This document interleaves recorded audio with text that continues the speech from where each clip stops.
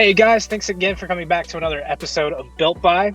This week, super excited to have Luke Hansen, who is the founder and CEO of CompanyCam.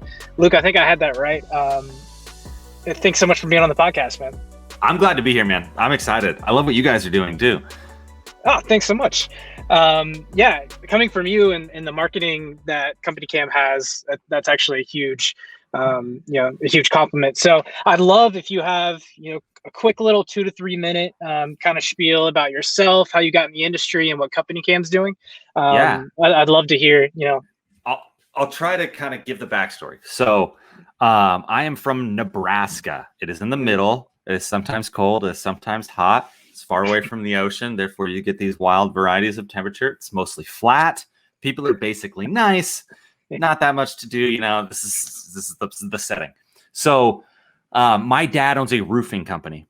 So I grew up like when I was 13 years old, I was like cleaning up job sites. And then I've basically done every job you can do at a roofing company, essentially. Mm-hmm. And it was a good organization. It grew a lot from when I was 13 to, today. I haven't worked there now for 5 years, but I ended up basically running the marketing, and I was like managing some people doing like gutter work and stuff. But for the most part, I was like the marketing guy. So I was like building our website and doing TV commercials and radio ads and like all that kind of stuff. And I was having trouble trying to get our people to like document their work. I mean, I wanted to use it for marketing. We needed to plan our jobs. And so I started looking around. I was like, there's got to be a way for us to like take pictures and notes and stuff out in the field that would just like organize by that job. Because when you're a roofing company, you do a lot of small jobs, and so I couldn't find anything at all. And finally, I just decided like we should build this. Like this isn't that complicated of software. So I kind of went from being a roofing guy to being a tech startup person, somewhere in the middle there. And that was in 2015. So, I guess I kind of skipped a whole bunch of my life. Like I went to college, I dropped out of college. I went back to college. I lived abroad a little bit. I like to travel. Like I always had to give my dad like a 1-year commitment. Like, will you work here for the next year? Yes or no? I was like, yes, I will. And then next year was like, no, I'm going to Spain. Or so because like he kind of knew that I was like inherently like, well, he definitely knew I was inherently like a little bit of like I don't know. There's like a nice way to say it, like, oh, a wild flower or something. And then there's like a kind of like a non-stick with it dumbass. It's probably the other way of saying it. And so so I kind of all around, and that's I think what I like so much about what I'm doing now at CompanyCam is that the problem is it's very undefined. You're figuring it out. It's not like the whole path is laid out in front of you, like you guys figured out, Hatch, what you're doing with it, how you go about, going to market. You're doing a podcast. Like there's just so much to learn and do. And that really suits me. I think that's why I love where I'm at. Yeah, that's awesome, man. It's interesting. You have that background in home improvement.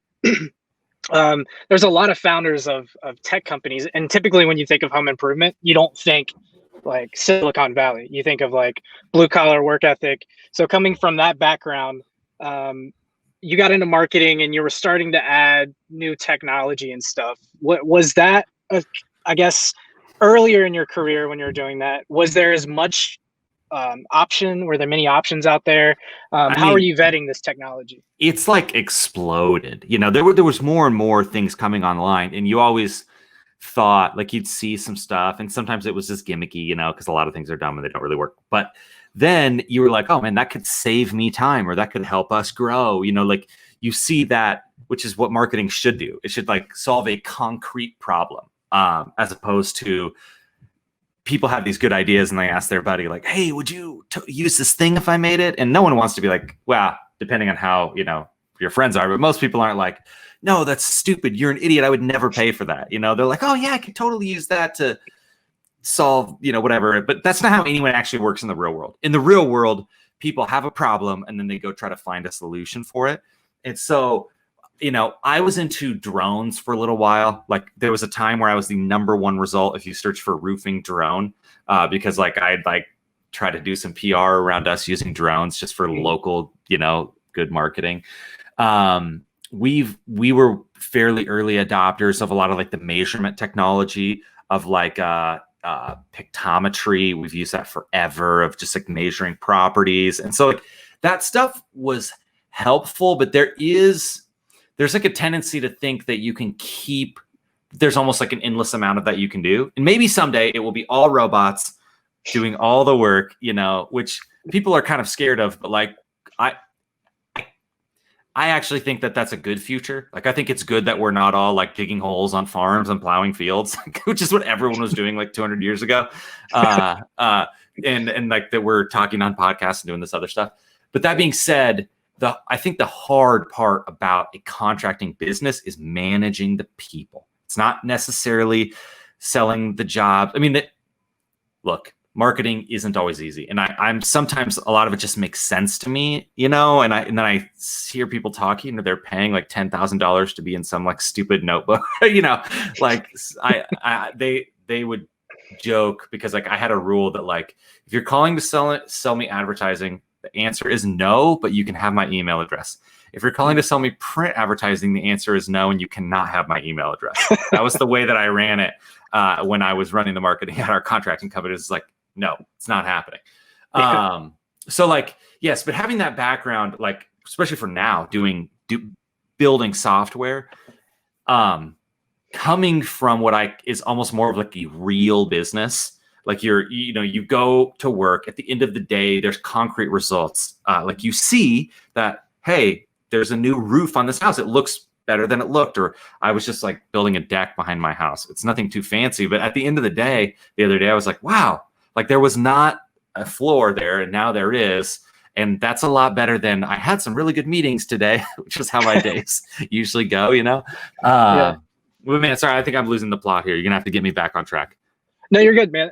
It really comes down to like how these home improvement companies are vetting this technology. There's so much stuff out there now. You said you mentioned there's a huge explosion, and there can be a tendency for a lot of these companies, I feel like, to get out of touch almost with the modern day contractor who's busy running from job to job, appointments, building decks, checking on projects for siding down the street, and then running over across town to another job. So it's tricky because the industry is very, I guess, word of mouth. It's very driven by contractor to contractor.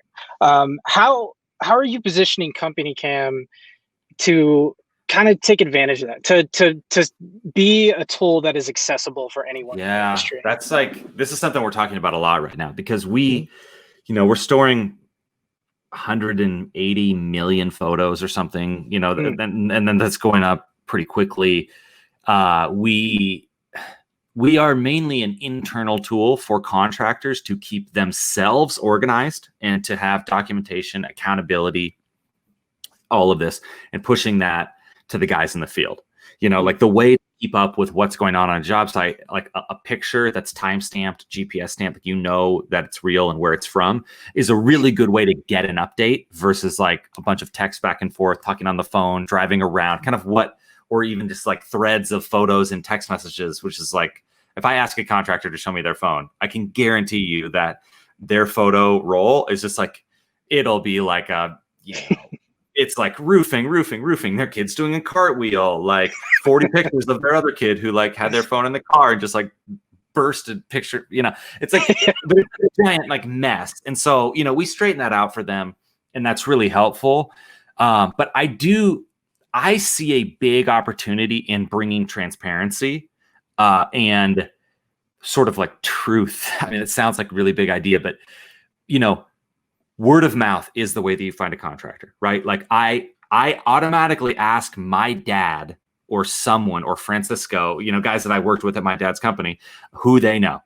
Who do you know that digs holes or that does, XYZ? And I feel that that's a pretty good way to go about it. Now, second to that, a lot of people are using reviews. Like review software is popular, like being able to figure out like, okay, what are other people saying? You know, like if Right. I don't know by someone I actually know, then maybe I can find out by the larger group. And that, I Yeah. feel Yeah. in general pretty good about that stuff. What there isn't right now is a way for me to kind of like look at everyone's work.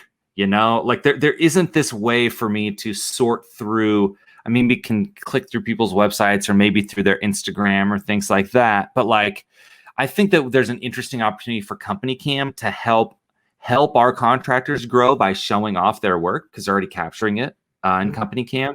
That I think is really compelling. Now, I want to stop, pause, and address something you said earlier, Yeah. or in talking about the technology. We, we are sort of relatively sophisticated, at least at CompanyCam, in our marketing. Yeah. Like we run a ton of retargeting, and we're doing tons of digital ads and all different platforms. We're really trying to like get the word out in that way about us. And it's a hard thing for people to think about getting into. And I find a lot of contractors end up paying some crappy company to just run AdWords campaigns for them so that they show up on Google, which it's not like that can work a little bit. But what I encourage people to do with their marketing is just to like be authentic and tell the story.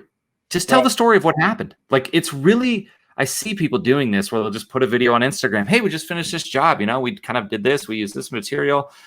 We talked about doing it this way, but we ended up doing it this way. Like, and it's not like rehearsed or fancy or, but it's just like, just that hearing and learning from someone is so compelling.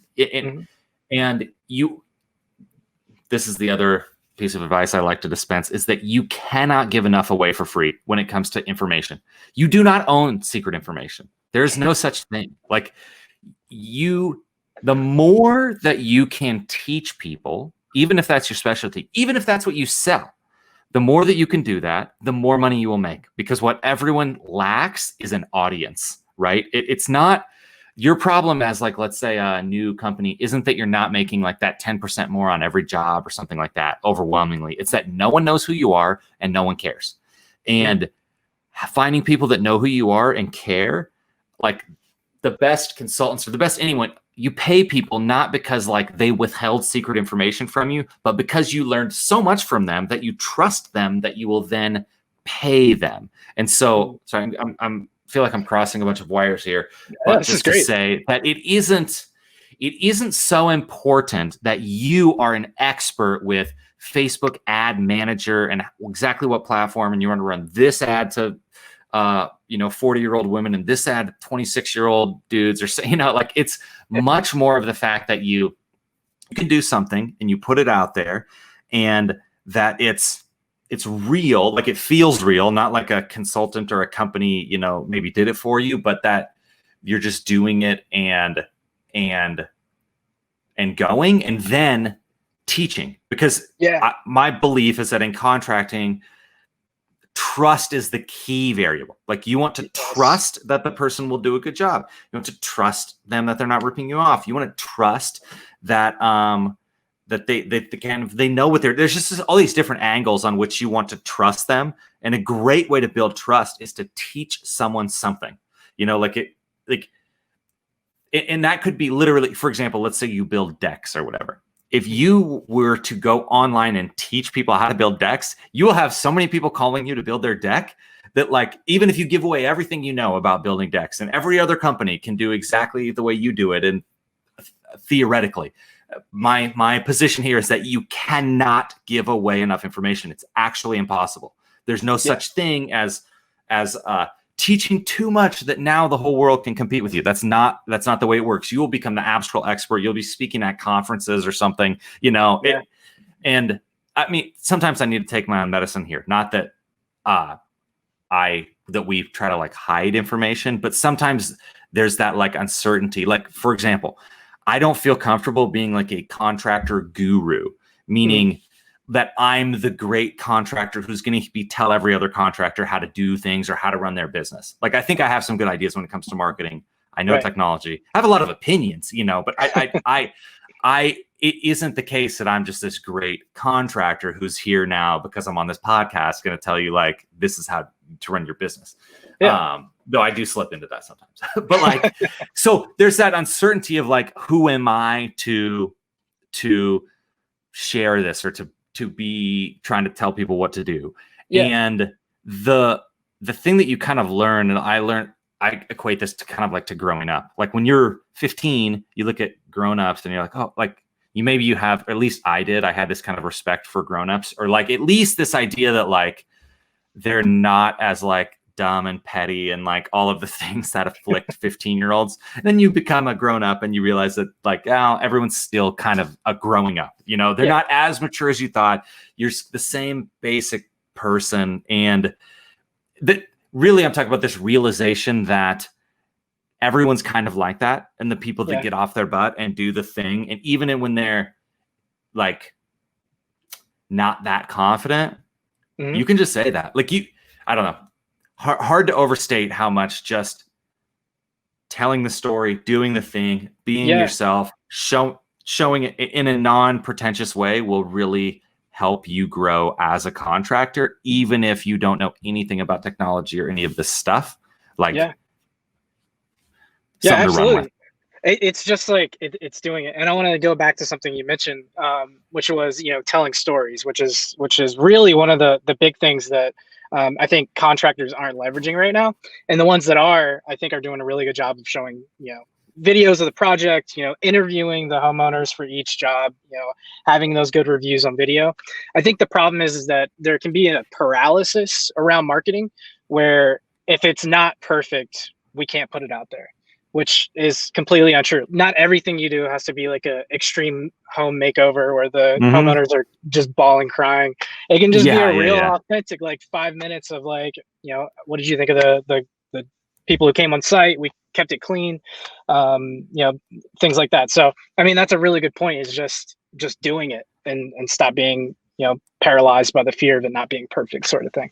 I'd love to transition that actually into, you know, I think what sets CompanyCam apart from a lot of other tech companies in the space is really your marketing. And you're doing a lot of that experimenting with, you had a great video about decks, which I'll link definitely down below. It's one of my favorite videos. Appreciate it. Yeah, you actually go for it. And I think that's the result of having a good team where everybody's on the same page. It is.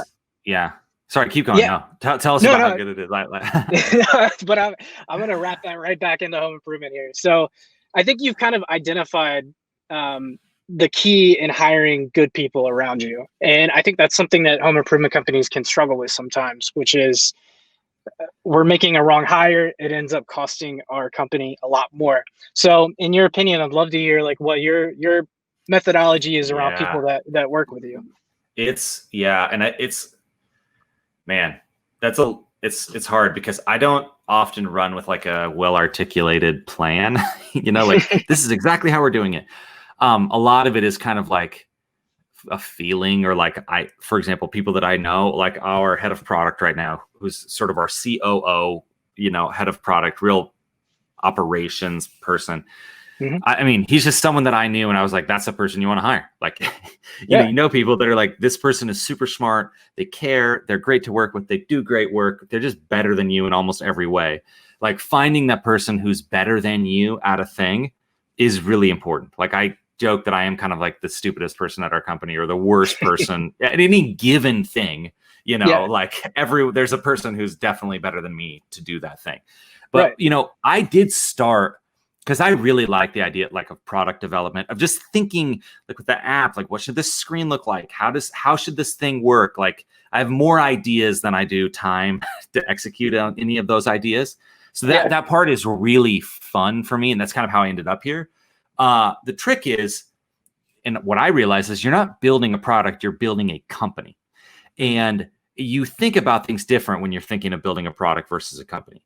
And so when you're building a company, then you're finding people, and your prime job as the CEO or the founder or whatever, wherever you are, whatever thing you're trying to build, is to find other people that are better than you, that you can trust with responsibility, to do their thing so that you can do something else. Maybe that's find more people, So once I made that like mental like transition in a sense, we grew dramatically. We started hiring more. We started hiring. I mean, I don't want to say better because we had great people all along, but like we were originally running for quite a while, for like a year and a half, 2 years with like 6 people.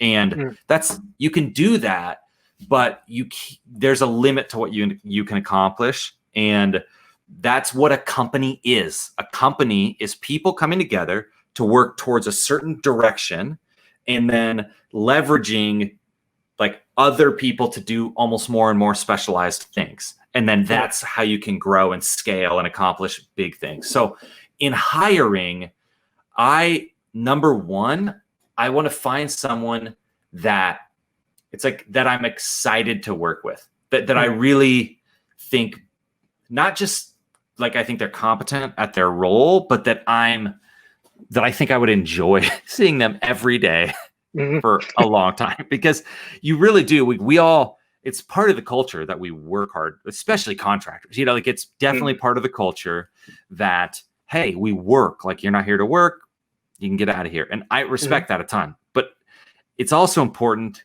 like when you think about how much time you actually spend working versus like with your family or doing some other things that you like doing, it's a lot of time. And we've had really good luck with like keeping really good people by really trying to make it a place that people want to be, as opposed to a place that's trying to grind every last like little bit out of people, and it's partly, I think it's the difference between long-term thinking and short-term thinking, like if you're trying to accomplish something over the next like 2 weeks or 2 months or something like that, then you can treat people a certain way that maybe isn't great, but it may actually get more out of them in like this scope. But if you're like, we're playing the long game. And to me, that means finding great people, treating them really well, meaning like paying them well, having it be a fun place to work, and really trying to match up what they love to do with an opportunity that we have. And so whenever I'm interviewing people, I'm talking about like, where do you want to be in 5 years, both sort of personally, but also like if we succeed or something and someone buys our company, we all make a lot of money, and you can go do something else. What do you want to have done here? What responsibility do you want to have taken? How do you want to grow so that you can be ready for whatever is like this next possible thing? And it could be like, oh, I want to travel, or I want to start selling toaster ovens on Amazon. Like it doesn't matter what it is, but trying to reverse engineer. Okay, this is like where this person wants to go. This is what they love to do, or at least enjoy. It's not like every job is super fun, but for even our people who are doing sales and talking to people on the phone, they like doing it. I know other people at our company that would like, they would slit their throat before they would take a sales call. Like they just couldn't. That would never work for them. But when you understand that, like maybe, hey, I really want to go into maybe managing people, or I don't, and I want to be the best software engineer I can be. I'm getting carried away here. We run this like system, kind of a custom version of it called Traction, and it's just or EOS or whatever, but it's basically sorry, stupid phone calls. It's a structure around your business to help you do the kind of standard hiring, management, meetings, that kind of stuff, to give you a kind of like a playbook to do that so that you can worry about what your business actually does, which has been helpful for me. I like, because like I don't get really excited about like management as like in principle, it's just not that interesting to me. But once I kind of learned once someone gave me a plan, then tinkering with it became enjoyable.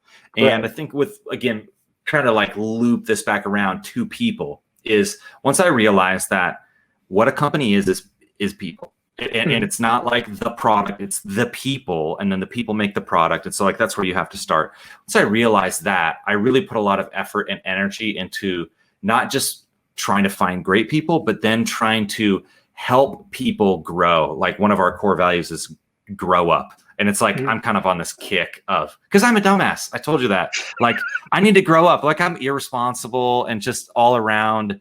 Like, I have a lot of growing up to do, maturing, getting better. Like, but I think I do something that, I don't know if this is like special about me or if I'm just delusional, but I think that almost anything is possible in the sense like that I could change, that I could be better at this. Like, or, you know, I don't have a lot of, limiting beliefs is what I tell people, you know? So I try to, for people on our team, like we have 70 people now, and I'm still like every 6 months I do a one-on-one with everyone at the company.